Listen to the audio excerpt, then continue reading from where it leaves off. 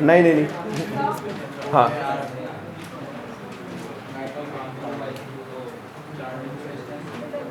Distance distance,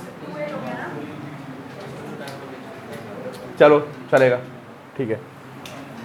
देखो भाई, तो बहुत सारे तरीके हैं।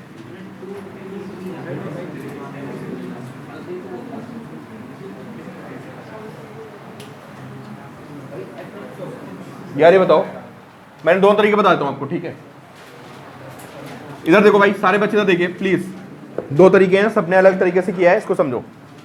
ये क्या है बताइए, ये फोर्स की क्या बोलेंगे इसको, इसको बोलोगे लाइन ऑफ एक्शन, है ना। ये डिस्टेंस आप निकालोगे, कितनी आएगी डिस्टेंस, ये आएगी L sin थीटा, समझे। सिमिलरली बिल्कुल सिमेट्रिकल, ये उसकी लाइन ऑफ एक्शन हो गई, ये डिस्टेंस निकालेंगे आप, कितनी आएगी L sin थीटा। तो टॉर्क को क्या लिखेंगे आप,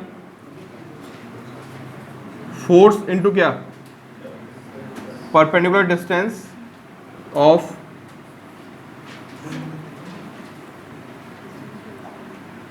line of action of force from centre, समझे। फोर्स कितना है बताइए आप लोग। अब कुछ बच्चों ने L पहले लिख दिया था,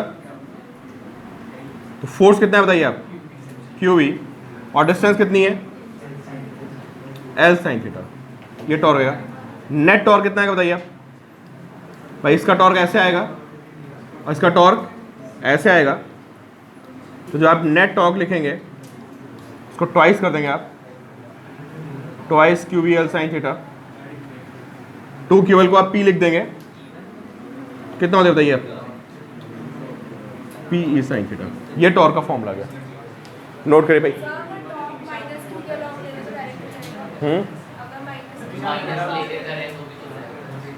मतलब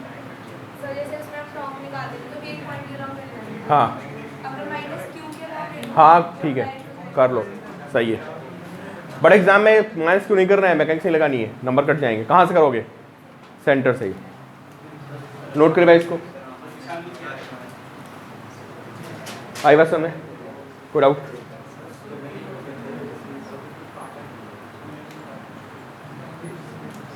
यार एनसीईआरटी में ऐसा दिया, ऐसे कर लेना बेटर रहेगा। वैसे आप QV के कंपोनेंट कर सकते थे, है ना। हाँ तुमने P sin था पहले लिख दिया था, फिर तुमने P को 2 QL लिखा था। देखो कॉपी चेक करो, पहले आपको बेसिक उससे दिखाना था, फिर P करना था। दोनों ऐड हो गए ना यार। ये कैसे घुमा रहा है बताओ, ये इसको ऐसे टॉक दे रहा है और ये भी ऐसे दे रहा है, दोनों का सेंस क्या है, सेम है ना, इसलिए दोनों को ऐड कर दिया आपने। हाँ कॉम्पोनेंट बना के कर लो भाई।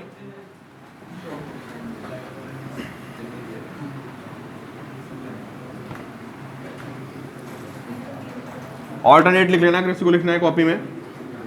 इस पे ये फोर्स कितना आया था QV, और ये फोर्स कितना आया था आपका QV, ये सेंटर था, ये एंगल थीटा था आपका, ये थीटा आएगा, ये कितना आएगा QV sin थीटा, और ये कितना आएगा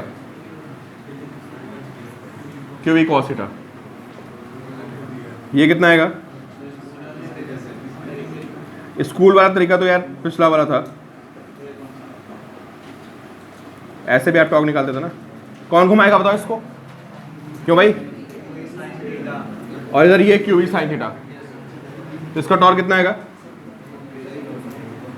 QV sin theta into L, और प्लस कितना QV sin theta into L।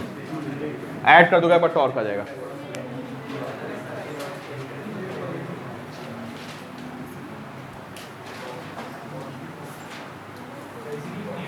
इसी वेक्टर फॉर्म। देखो वेक्टर फॉर्म क्या होती है, नहीं यार ये बहुत टफ है। वेक्टर फॉर्म में क्या होता है देखिए, इसकी वेक्टर फॉर्म होती है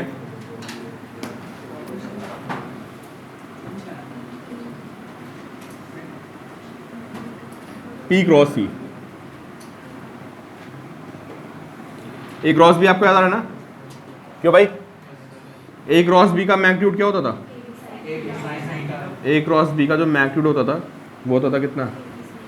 AB साइन थीटा।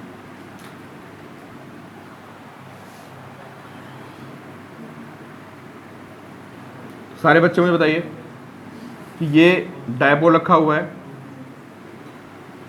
और ये इलेक्ट्रिक फील्ड है, टॉर्क की डायरेक्शन क्या होगी? पहले इसको नोट करो, ये इसकी वेक्टर फॉर्म होती है। वेक्टर फॉर्म तो लोग अपने आप बनाते हैं ना यार, क्वांटिटीज को देख के।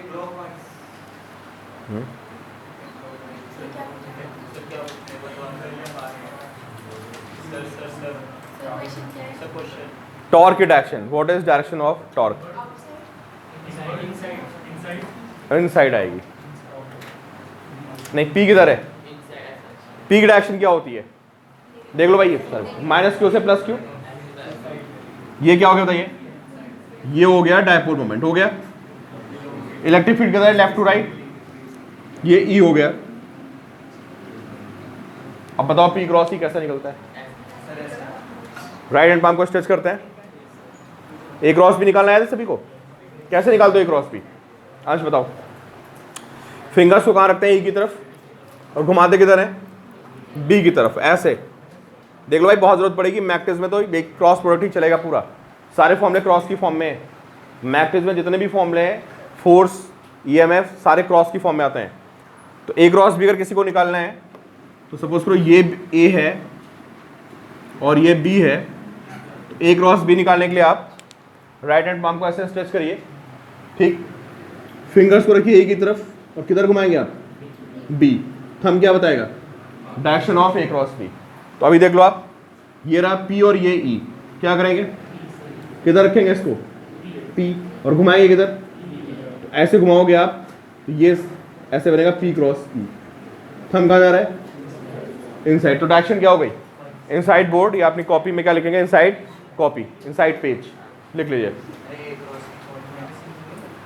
कि direction of torque is inside page, ठीक है। और इनसाइड का मतलब क्लॉकवाइज भी होता है, जिन्होंने आंसर दिया था विशाल ने। हालांकि क्लॉकवाइज में नहीं पूछ रहा था, क्लॉकवाइज आपको दिख रहा है, आपको डायरेक्शन बतानी है। तो डायरेक्शन मतलब फिर आपको क्या बताना है? इनसाइड या फिर आउटसाइड, है ना। अब रोटेशन में आपको याद है ना, ओमेगा, अल्फा, टॉर्क, ये सब एक्सियल वेक्टर्स होते थे। तो जब भी कोई चीज क्लॉकवाइज घूमती थी तो उसका वेक्टर इनसाइड आता था, और जब भी कोई चीज एंटी क्लॉकवाइज घूमती थी उसका वेक्टर कहाँ आता था? आउटसाइड।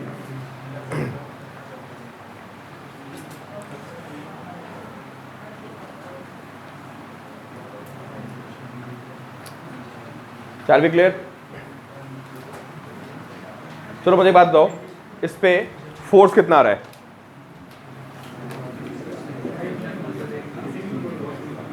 बताओ भाई, कितना फोर्स है डायपोल पे?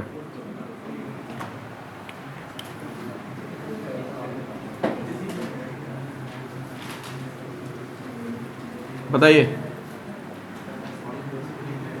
अरे तो आंसर आना चाहिए था भाई।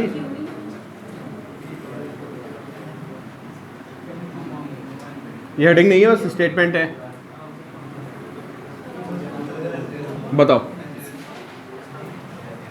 भाई, बाकी बच्चे नहीं बता रहे कितना फोर्स आएगा। एलिजा बताओ फोर्स कितना है? उबैद? डायपोल को रख दिया यूनिफॉर्म फील्ड, बहुत ज्यादा पूछा जाता है क्वेश्चन, ये बोर्ड में तो आ ही जाता है, बोर्ड में तो आता ही है,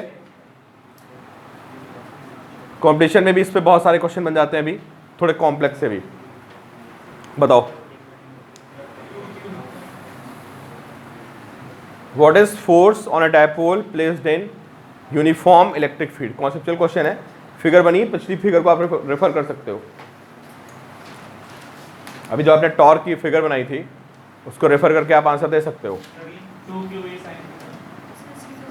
0 यार, एक क्यूवी राइट में एक लेफ्ट में। टॉर्क आ गया लेकिन फोर्स कितना है भाई? डायपोल तो वहीं घूम रहा है ना, भाग थोड़ा ना रहा है। एक क्यूवी आ गया, एक क्यूवी कहाँ गया? लेफ्ट में।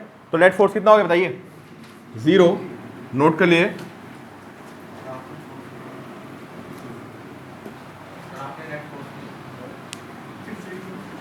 हाँ क्या?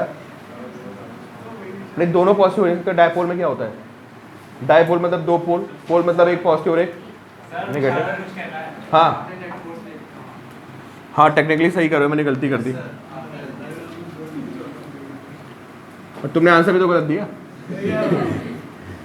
चलो ये सही बोल रहे हैं कि आपने नेट फोर्स नहीं लिखा, सही पॉइंट आउट किया, नेट फोर्स है ना। नेट फोर्स कितना हो जाएगा? 0 हो जाएगा। आई बात सुनना।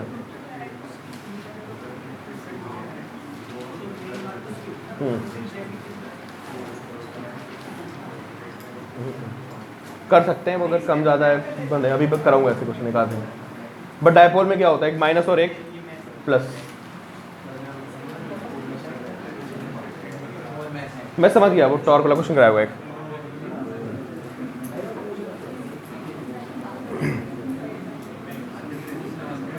यार ये बताओ एसएचएम में टाइम पीरियड कैसे निकालते हैं, एक बार मेथड बता दो सारे बच्चे। सबसे पहले बॉडी को करते हैं डिस्प्लेस। अगर आपको कहीं भी जैसे पेंडुलम में था, पहले आप पेंडुलम को ऐसे ले आते थीटा एंगल पे। स्प्रिंग ब्लॉक सिस्टम होता तो पहले स्प्रिंग को थोड़ा खींचते थे। सबसे पहले क्या करते हो? डिस्प्लेस करते हो। उसके बाद क्या करते हो? उसके बाद देखते हो कोई फोर्स आ रहा है कि नहीं आ रहा है। अगर फोर्स आ रहा है और वो force directly proportional to X है, क्या हो जाएगा बताओ? -x है ऑपोजिट डायरेक्शन में। तो क्या होता था? एसएचएम प्रूफ होता था। फिर क्या करते थे? एम ए निकालते थे, फिर ए निकालते थे, फिर ए को करते थे। ठीक है। और अगर कोई बॉडी रोटेट कर रही तो वहां पता है क्या होगा? पहले आप उसको घुमाओगे थीटा एंगल से, फिर क्या निकालोगे? टॉर्क निकालोगे, है ना। अगर ये torque directly proportional to minus theta आ गया तो फिर क्या करोगे आप? टॉर्क इज इक्वल टू क्या लिखोगे? आई अल्फा, अल्फा निकालोगे। तो जैसे यहाँ पे a minus omega square x होता है, तो अल्फा कितना हो जाएगा? Minus omega square theta. और टाइम पीरियड कितना आएगा बताइए? 2 पाई बाय ओमेगा। इसको साइड में नोट कर लो इसको। हाँ देखो बिल्कुल वही तरीका है। यहां पे 2 पाई बाय ओमेगा ना, time period 2 pi by omega होता था ना। हाँ, तो जैसे यहां पे होता था, पहले फोर्स निकाल के आप एक्सेलेरेशन निकालते थे। एक्सेलेरेशन को माइनस ओमेगा स्क्वायर एक्स करते थे, यहां से ओमेगा निकाल के टाइम पीरियड को 2 पाई बाय ओमेगा करते थे। ठीक है। तो अगर कोई बॉडी एंगुलर एसएचएम में है तो वहां क्या करेंगे आप? पहले टॉर्क निकालेंगे, फिर अल्फा निकालोगे, फिर इसको सॉल्व करोगे। ठीक है।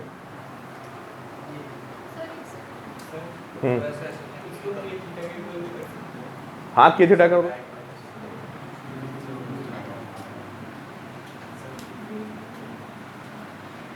अब आपको मैंने मेथड बता दिया है। ठीक है। अगला फॉर्मूला आप लोग अपने आप डिराइव करोगे। और एसएचएम में आपको याद है कि जब भी कोई directly proportional to X proof नहीं होता था तो अपने हिसाब से उसको मॉडिफाई कर लेते थे। बोलते थे एक्स बहुत छोटा है, एक्स स्क्वायर को इग्नोर कर दिया, है ना। पेंडुलम में क्या करते थे भाई? वो थीटा को बहुत छोटा कर देते थे, साइन थीटा को क्या लिख देते थे? थीटा लिख देते थे। तो ये अपने ऊपर डिपेंड करता है, कुछ भी कर सकते हो। आपको क्या करना होता है? फोर्स को डायरेक्टली प्रोपोर्शनल टू एक्स लाना होता है और टॉर्क को क्या करना होता है? Directly proportional to theta. Approximation को आप अपने हिसाब से क्या कर सकते हैं? आप सेलेक्ट कर सकते हो। ठीक है। तो भाई मैं फिर आपको 5 मिनट का समय दे रहा हूँ, 5 मिनट्स है। और सारे बच्चे मुझे लिखिए, आप लिखिए oscillation of dipole and electric field. भाई सब एकेडमिक्स में कुछ नहीं होगा, मैं आपको बताता रहूंगा, समझे। अच्छा भाई सारे बच्चे देखिए प्लीज, भाई बातें नहीं।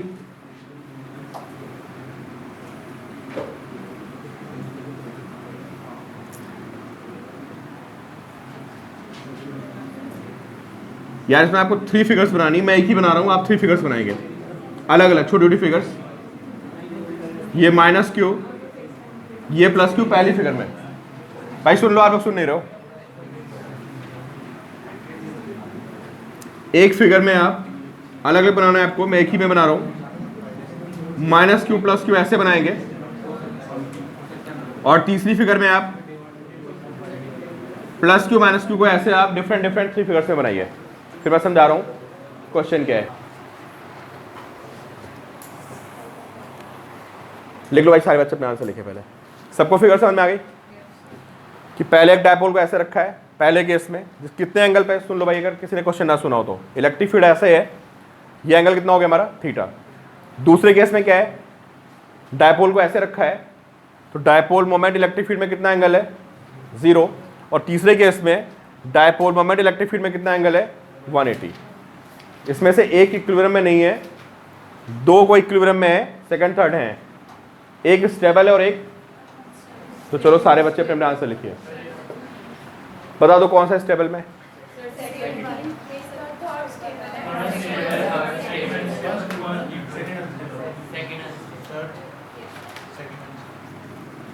स्टेबल का क्या मतलब हुआ,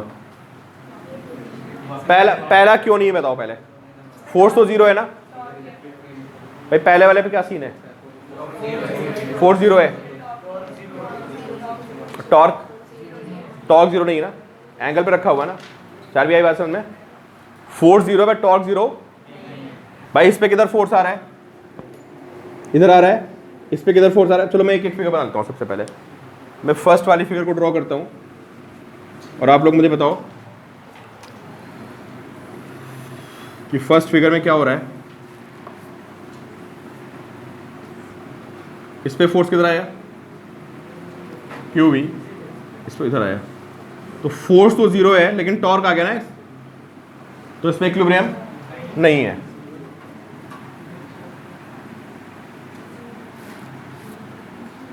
नो इक्विलिब्रियम, ठीक है, हाँ इस नहीं है ही नहीं, इक्विलिब्रियम ही नहीं है, नहीं एक न्यूट्रल तो एक इक्विलिब्रियम का टाइप हो गया ना, ये इक्विलिब्रियम ही नहीं है, घूम जाएगा ना। अगर आप यहाँ डायपोल को ऐसा छोड़ोगे तो क्या होगा, ये रुकेगा या नहीं रुकेगा ना, घूम जाएगा ना, तुरंत घूम जाएगा। तो ये क्या है, नो इक्विलिब्रियम।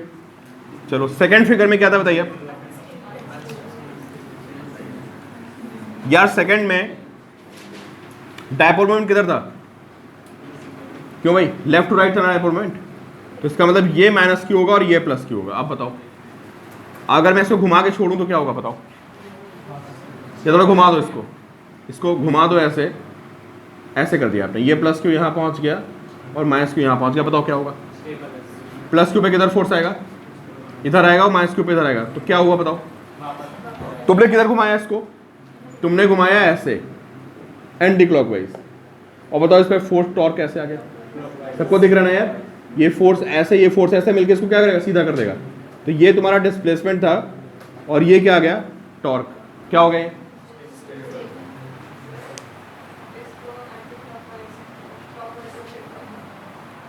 इसको हाँ क्लॉकवाइज कर लो, ये प्लस क्यू और ये माइनस क्यू, किधर घुमाया मैंने इसको बताओ, मैंने इसको घुमाया एंटी क्लॉकवाइज, इधर घुमाया ना थीटा। बताओ इस पे किधर फोर्स आया, इस तरफ आया फोर्स, इस पे किधर फोर्स आया, टॉर्क किधर आ गया बोलो।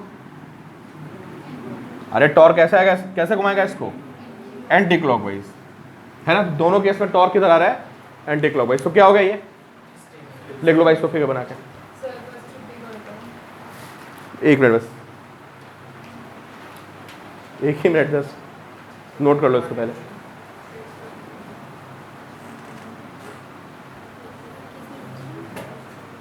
तुमको याद क्या करना है भाई, तुमको याद करना है जो आपको क्वेश्चन मिलेगा कि अगर डायपोल मोमेंट और इलेक्ट्रिक फील्ड में एंगल कितना है, ये बोर्ड में लिखने को आता है, देख लो सिंगेज में भी क्वेश्चन है, कंपटीशन में भी आता है, बोर्ड में भी, कि स्टेबल इक्विलिब्रियम कब होता है, तो कब होगा बताओ, डायपोल मोमेंट और इलेक्ट्रिक फील्ड में कितना एंगल हो, इसको नोट कर लो लाइन, कि in stable equilibrium angle between dipole moment and electric field is 0.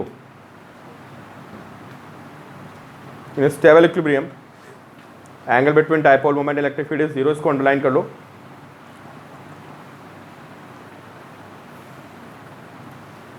ठीक है, अच्छा 180 वाले पे अब बताओ, ऐसे एक्सप्लेन करो। सबने नोट कर लिया भाई, इसको रब किया जाए।